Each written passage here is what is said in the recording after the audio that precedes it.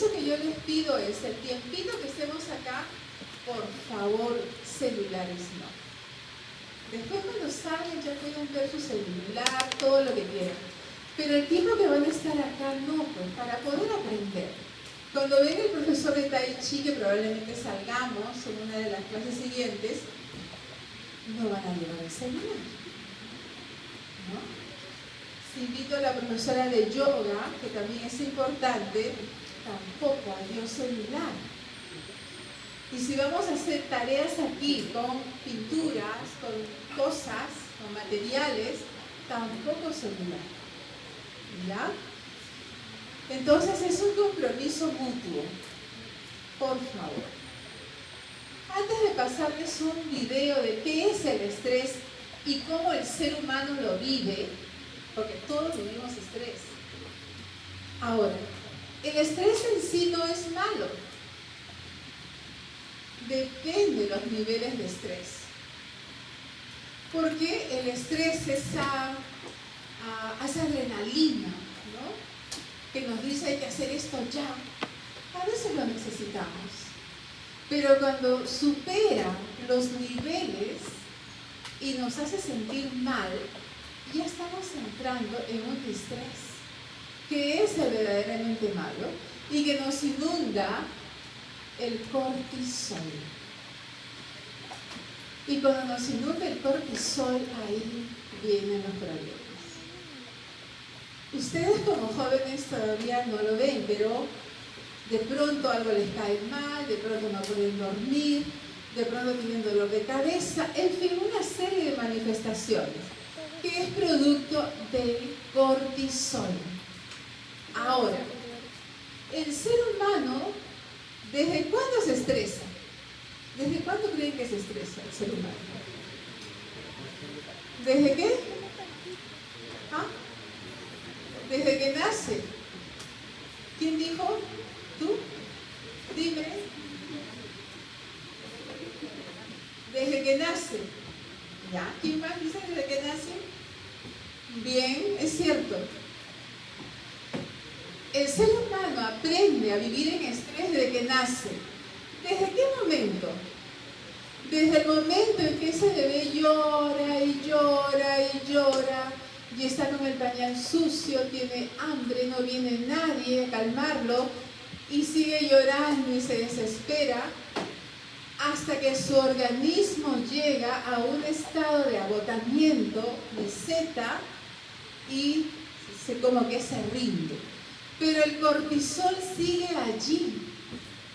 Para que el cortisol salga del organismo de un ser humano, se necesitan aproximadamente 6 horas.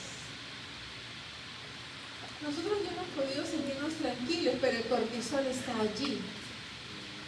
Y probablemente lesionando algún órgano, bajando nuestro sistema inmunológico, ¿no? Entonces es importante conocer qué cosa es el estrés, ¿no? El estrés deriva de esta palabra en latín stringere, que significa oprimir, apretar, atar, ¿no? Porque a veces es así cuando estamos, se sienten estresados, oprimidos, que no hay salida, que no hay cómo solucionar. Entonces el estrés es un conjunto de reacciones, sí. Estas reacciones van a depender de la personalidad de cada uno, ¿no? Hay gente que dice, por ejemplo, el temblor de ayer. El temblor de ayer fue un ejemplo de cómo cada uno vive el estrés. De pronto, por ejemplo, en la oficina donde estoy, de pronto una de las personas apenas sintió un ligero ruido y ya estaba afuera. Otros decían, ya va a pasar.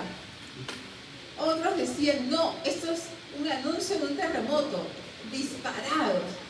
Y otras personas dijeron, no pasa nada, y se quedaron ahí.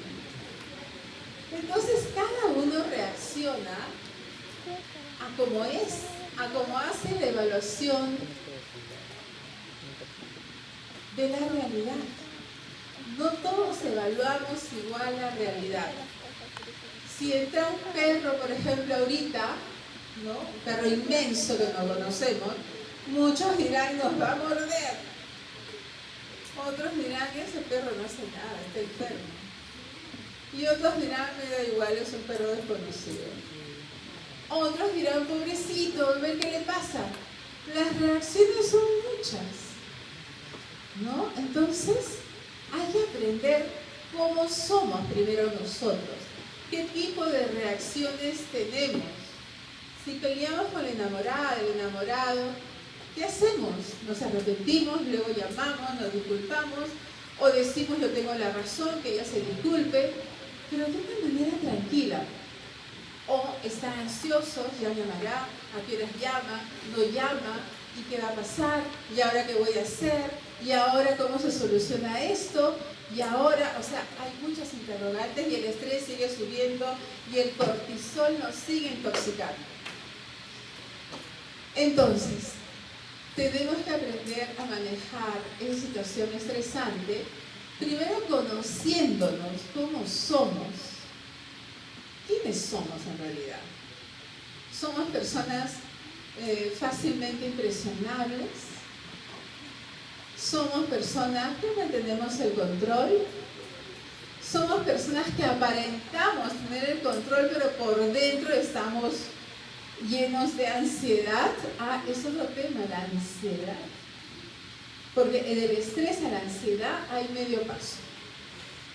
Y es por eso que en época de exámenes no se puede dormir. Pero el estrés a veces lo inventamos nosotros también. Necesitamos estar estresados. Y eso hay que aprender a que no suceda. Entonces, ¿qué cosa es el estrés? Es un conjunto de reacciones que experimenta una persona cuando las demandas, ¿no?, que tiene que satisfacer exceden sus recursos. Las exigencias del medio son más grandes que las demandas, que los recursos que esta persona pueda tener. Por ejemplo, cuando un alumno me dice, doctora, esto no, yo desde que entré no tengo vida, ya me olvidé qué cosa es vivir. Son tareas, pasitos, exámenes, te tendrás que presentar encima compañeros fastidiosos que todo el tiempo me dicen cosas y me sacan del salón de, yo no sé cómo pueden hacerlo, pero lo hacen, me sacan del salón cuando tenemos virtual y me vuelven a sacar, me quejo al profesor, no me hace caso, pierdo la clase y es un caos esto. O mis compañeros me ponen notitas en la mochila, cosas que no debe ser, y yo me angustio, no puedo más, me quiero ir. Miren ustedes. Entonces, ¿cuántos de ustedes mismos son generadores de estrés para otros compañeros? Y terminan yéndose. Porque el estrés no puede uno vivir en estrés, es imposible. Entonces, si este patrón se prolonga demasiado, el sistema del ser humano acaba colapsando y viene una enfermedad. Por ejemplo, en épocas de exámenes, cuando es invierno, hay muchos problemas bronquiales. Crisis asmáticas, crisis de tos, en general de bronquios, porque está muy ligado a las emociones. Entonces va a depender también de nosotros, porque cada uno de nosotros conoce su cuerpo y sabe cuál es el punto débil. O empiezan algunos dolores, malestar en la nuca, incluso alteraciones en la visión. O sea, la intoxicación de cortisol es tal que el ser humano puede encontrar una serie de síntomas ante esta vivencia.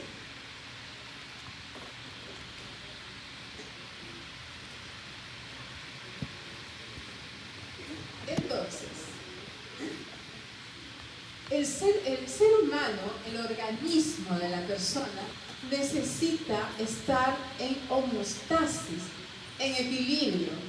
El organismo no puede vivir en esa alteración. Y el organismo mismo busca cómo lograr esta homeostasis. Esta palabra de homeostasis viene, ¿no?, a consecuencia de, ya lo dijo Walter Bradford, restablecer el equilibrio, mantener el equilibrio interno cada vez que éste se siente perturbado. Hay esa necesidad del equilibrio, y es que esa debe ser nuestra vida, equilibrada. La felicidad no es estar saltando, sonriendo. La felicidad es la tranquilidad. Es estar tranquila. Sentirme tranquila sin sobresaltos. Ya en el 1920, Cannon introdujo el término de estrés.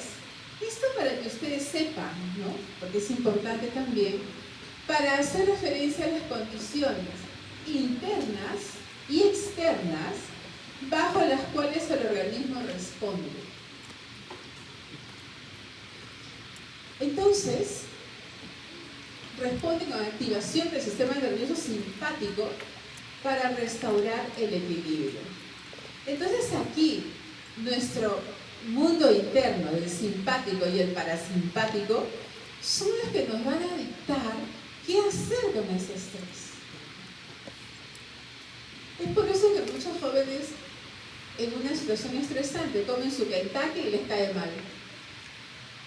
No sé por qué me cayó mal, yo como eso casi todos los días y me cayó mal y ahora me siento mal, me duele el estómago, pero algo más está pasando. No es solamente el Kentucky o el Bembos, algo más hay allí, ¿no? Entonces, Serge es el primer investigador que trabajó el estrés y lo definió como un síndrome que consiste en una serie de cambios dentro de nuestro sistema, las cuales buscan hacer frente a una situación de emergencia, ante una situación de urgencia. Por ejemplo, un asalto. Hay jóvenes, hay personas que se quedan paralizadas, les roban, se van y se quedan paralizadas de terror. Pero hay otras que se activa ese activador, esa fuerza interna para decir, no te dejes robar.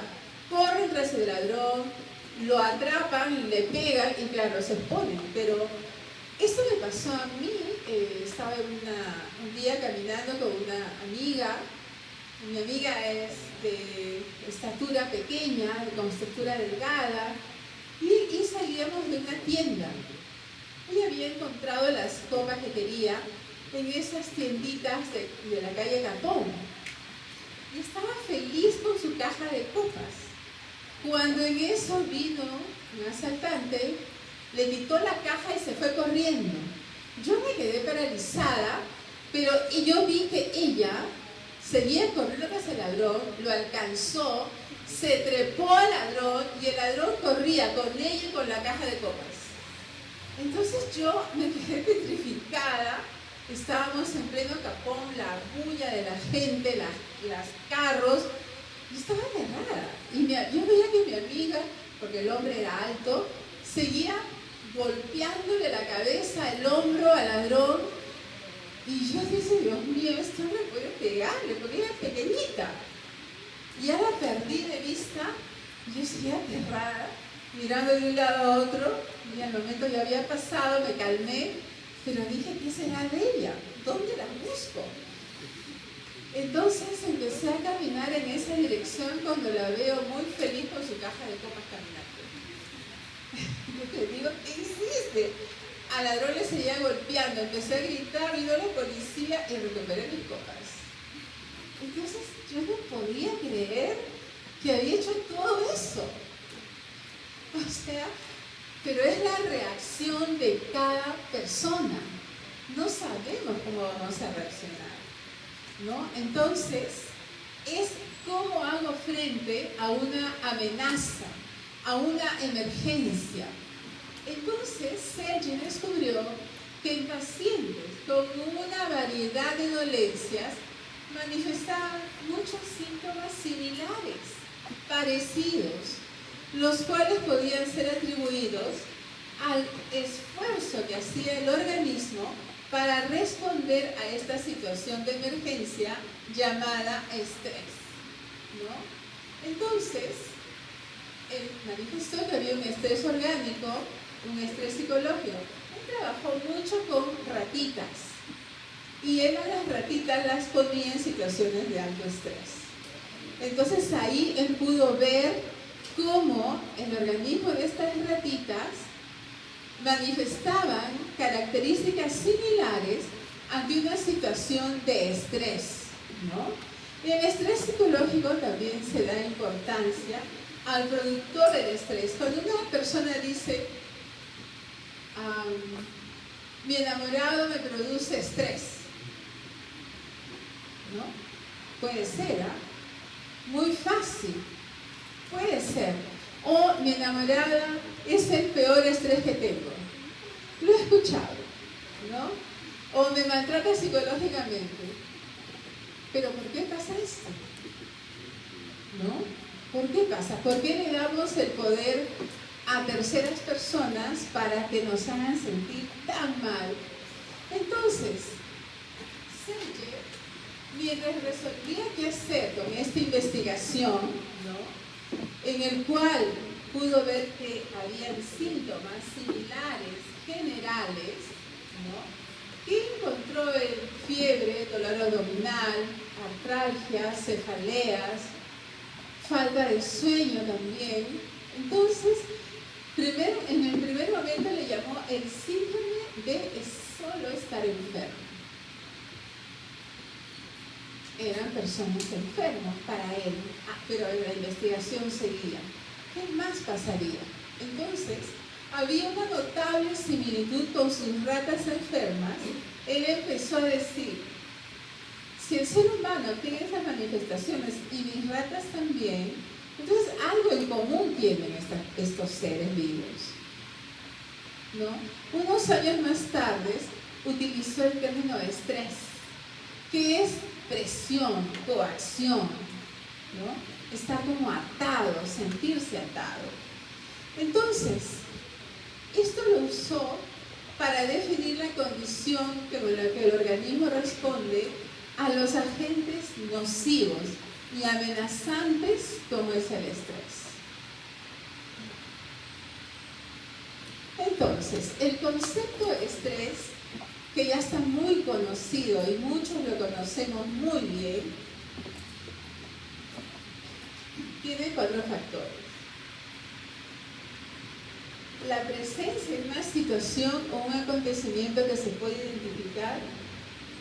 Dicho acontecimiento es capaz de alterar el equilibrio fisiológico, psicológico del organismo. Ese desequilibrio refleja un estado de activación marcado por una serie de afectaciones por la persona, ¿no? Y estos cambios a la vez perturban su adaptación a este medio. También existen otros modelos interpretativos de estrés, pero antes de continuar con esto, vamos a ver un video en donde grafica perfectamente qué cosa es el estrés.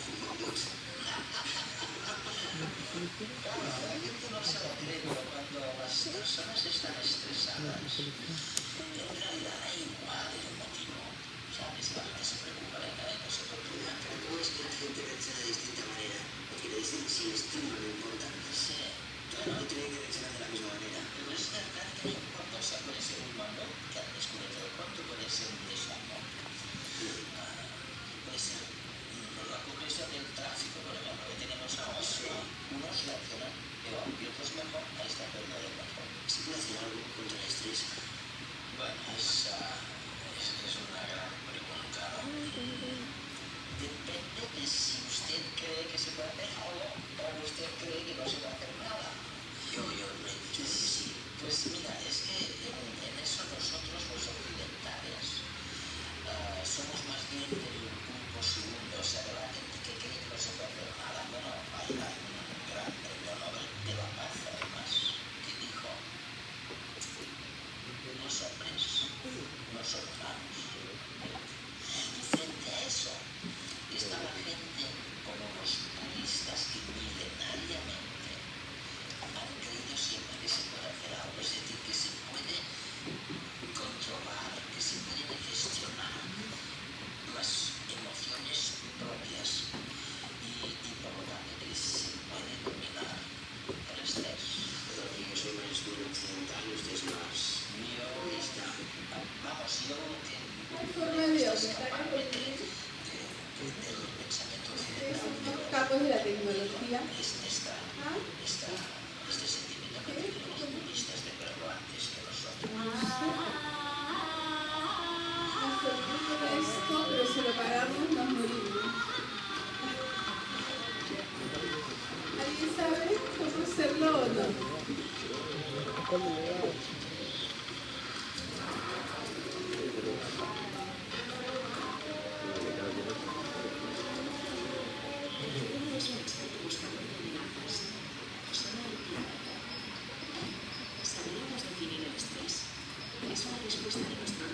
Póngale interés porque acá nos explica bien qué cosa es. Pero bien disculpa.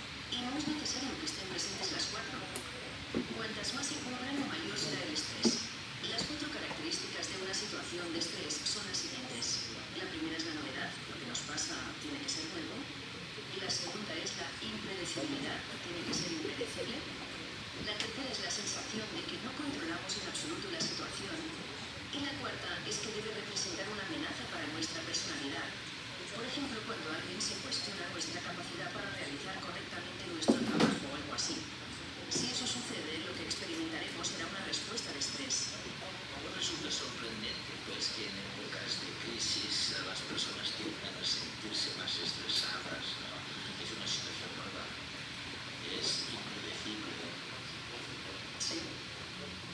mucho menos. O sea que la gente debería estar más estresada. Pero ¿cómo se lucha contra ese estrés? ¿Se puede evitar? Lo primero que hay que hacer es entenderlo. Tras 20 años investigando el estrés, no creo que la gente sepa lo que es.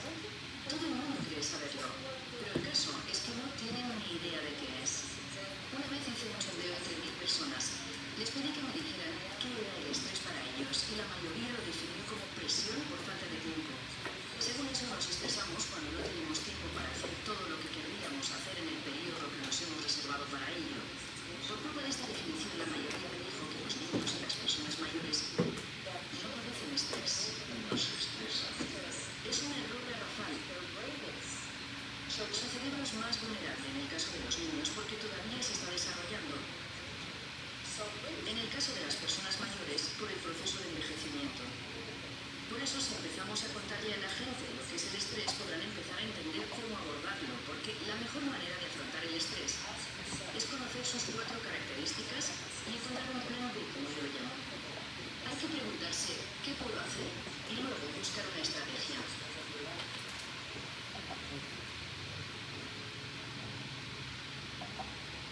Es curioso. Nuestro cerebro ante una situación de estrés actúa con prioridad de 20.000 años. Me explico. Bien te persiga, por ejemplo, un mamut, o bien estés esperando una llamada del jefe, tu cerebro reacciona de la misma forma. Hace saltar la alarma. Tú ya piensas que te van a despedir y decides huir por luchar. La parte racional del cerebro trata de convencerte de que no pasa nada, pero la parte más irracional de ti se prepara para la pelea. Dilatas tu vida se convierte en peligro. El cerebro lleva sangre a los músculos que se tensan para la pelea. Aumenta la presión sanguínea y abre las venas, influencia el estómago y a los riñones que deben de trabajar. Contrae los capilares de la piel, quiere minimizar la pérdida de sangre en caso de heridas. Tu cuerpo cambia, estás pálido y aumenta tu temperatura. El cerebro ordena abrir las escotillas de las glándulas del sudor. Aumenta la sudoración, por hacer aumenta las palpitaciones.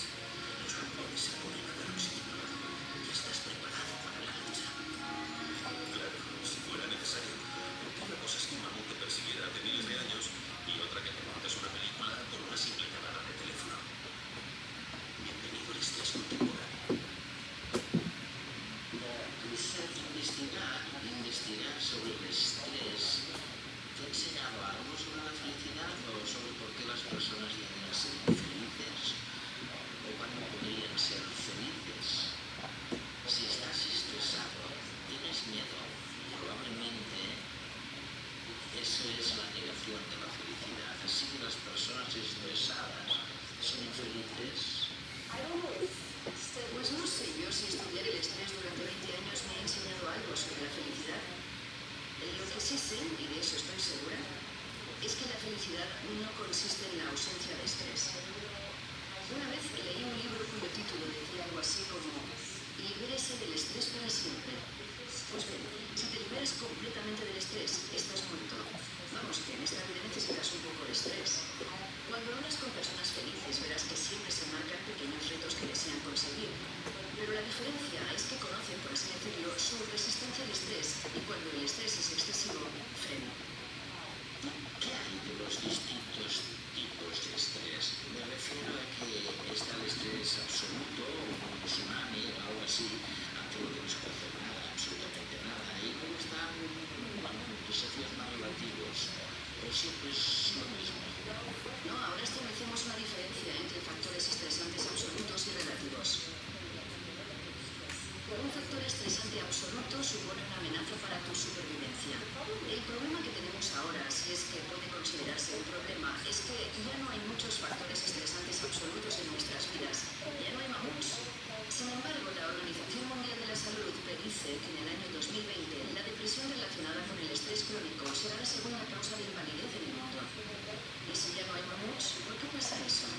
Creemos que es porque ahora los factores estresantes son relativos. Lo que significa que generamos una respuesta de estrés si estamos expuestos a situaciones nuevas, impredecibles, que no controlamos, etc. Y esas sí que apoyan ahora. ¿Te has fijado alguna vez en los titulares de los periódicos? Está todo lleno de información amenazante. Así que hoy en día estamos rodeados de información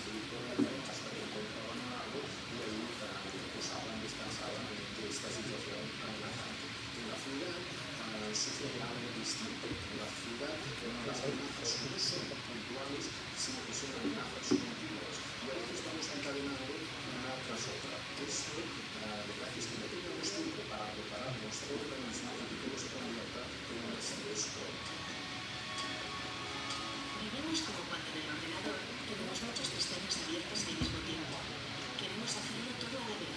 No nos concentramos en nada en concreto y nos colapsamos. Es como si nuestro cerebro fuera un embudo que tiene un tope y cuando lo rebasamos sufrimos de estrés.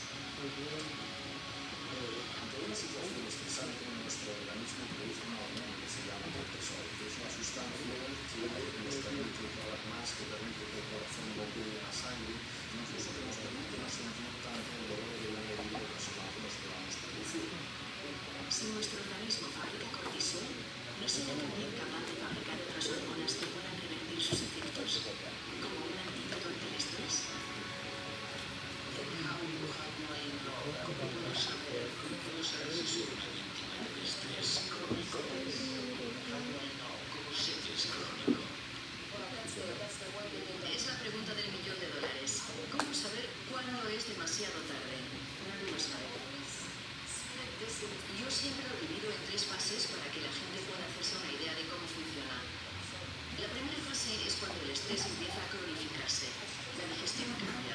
Cuando empiezas a tener problemillas con la digestión y debes tomarte pastillas cada 2x3 es cuando tienes el primer signo de que algo va mal. Con los niños es la primera señal. Se quejarán de dolor abdominal, pero es el estrés. Y luego sigues adelante, sigues y sigues y sigues.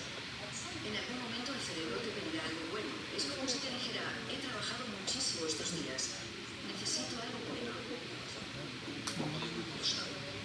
En este punto beberás más alcohol, fumarás más. Y si no bebes ni fumas, qué sé yo, tal vez empieces a tomar más helados. Cualquier cosa que te guste, empezarás a tomarla más porque el cerebro necesita algo para calmarse. Esta sería la segunda fase. En la tercera fase es cuando enfermas.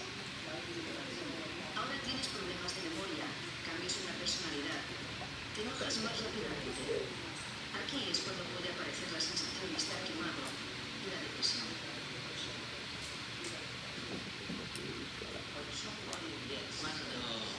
Cuando alguien se disgusta o altera muy a menudo, ¿qué significa? La explicación la encontramos en la investigación con animales. Creemos que sucede lo siguiente. Si se experimenta con una rata a la que se estresa de modo crónico con el mismo factor estresante en todo momento, la respuesta de estrés de la rata disminuirá, se habituará. Pero lo que se ha demostrado es que la rata se habituará a ese factor concreto de estrés, pero se volverá más reactiva de lo normal ante cualquier otro factor estresante, por lo que estará hipersensible. Lo que vemos en personas con estrés crónico es que pueden habituarse a un factor estresante crónico. Pongamos que estás pasando por un divorcio muy difícil y cada día tienes una respuesta de estrés. Logras sobreponerte, pero de repente sucede algo en el trabajo. Alguien te dice algo que no es tan grave y explotas. Cuando alguien se enoja con facilidad, se trata de un signo de que padece estrés crónico, de que está intentando abordar un factor estresante, pero se ha vuelto excesivamente reactivo a los demás.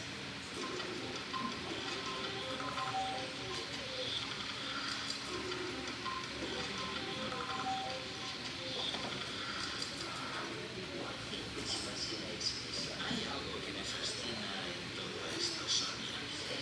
Y es que afirmas, después de haber hablado tan mal sobre el estrés, dices, oye, necesitáis un poco de estrés, es necesario un poquito de estrés para mantener la memoria. ¿Qué quieres decir con esto? Y aquí hay que distinguir entre el estrés agudo y el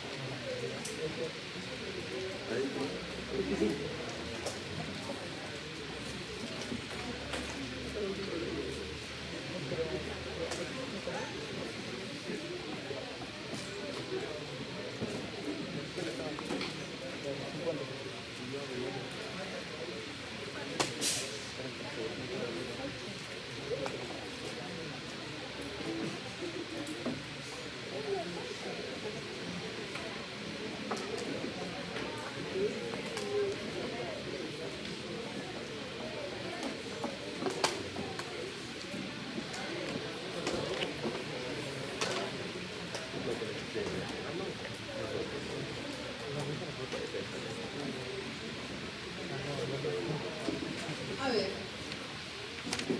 para realizar esta prueba, que es muy simple, primero tiene que estar en silencio, guardar silencio, dejar los celulares por un momento,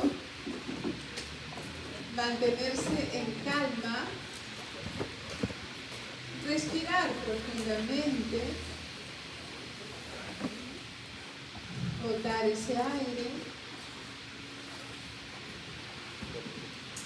sentirse en calma, sentirse tranquilos. Entonces, en la hoja de papel que les he dado van a poner sus nombres igual, su edad, de qué ciclo son.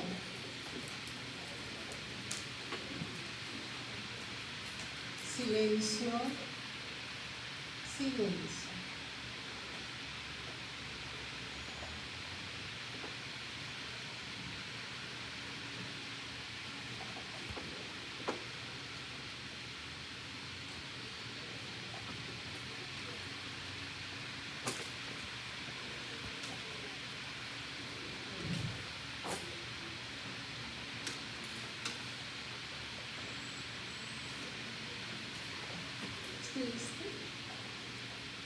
Luego van a leer atentamente cada pregunta y van a marcar si es nunca, casi nunca, de vez en cuando, frecuentemente o casi siempre. En silencio, sin preguntar nada, en silencio. Es un momento.